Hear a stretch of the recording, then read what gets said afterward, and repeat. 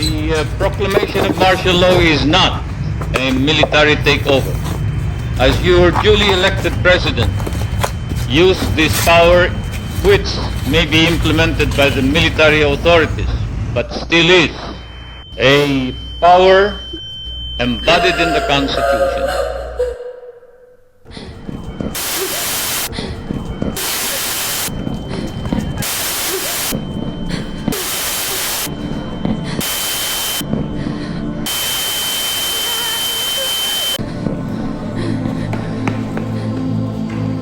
Anak! Anak!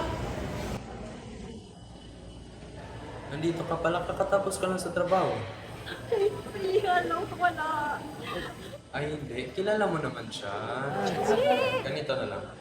Pag-usapan natin ito mamaya. Hindi naman siguro siya pumunta sa malayo. O, sige na, hindi ka nang umiyak. Masarap yung ulam ni Mama ngayon.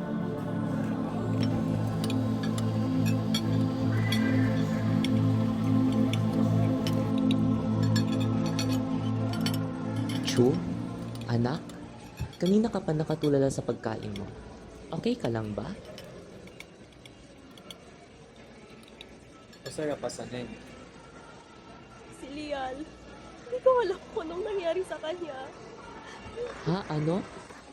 Alam ko nasan si Lial. Baka may masamang nangyari sa kanya. Pinuntuhan ko siya kanina sa bahay. Wala siya doon, ma. Please, tulungan mo kong hanapin si Lial. Ma, okay lang yan. Matulong po, baka nakita niyo po siya. Uy, ano mo yan? Kaibigan ng anak ko. Parang kadugo na rin namin siya.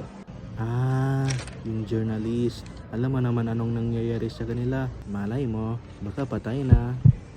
Oo, pero kilala ko siya. Makatwira naman. Yan na naman kung makatwiran. Hayaan mo kaming pabagsakin? Anong ginawa mo? Anong ginawa mo? Sagot! Ako? Kahit sagutin ko, anong magagawa mo?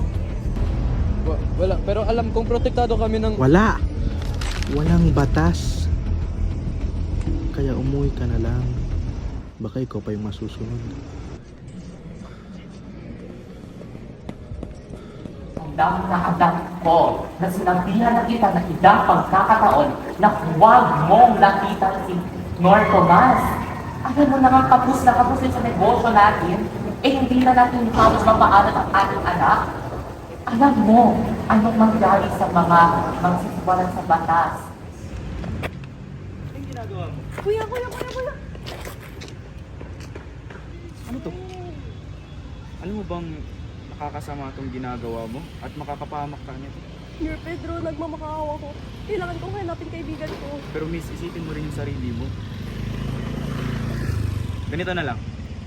Pagbibigyan kita. Ngunit sa isang kondisyon, titigil ka na sa paghahanap sa kaibigan mo. Pero, may pera ka.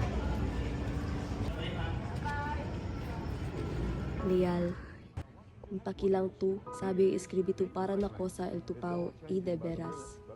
Era puede para duro di mio tata para contigo, pero perde dayon di suyo confianza. Ara, este cosa tuta usa para escribir y ligaya conmigo. Así di mio todo para escribir para contigo.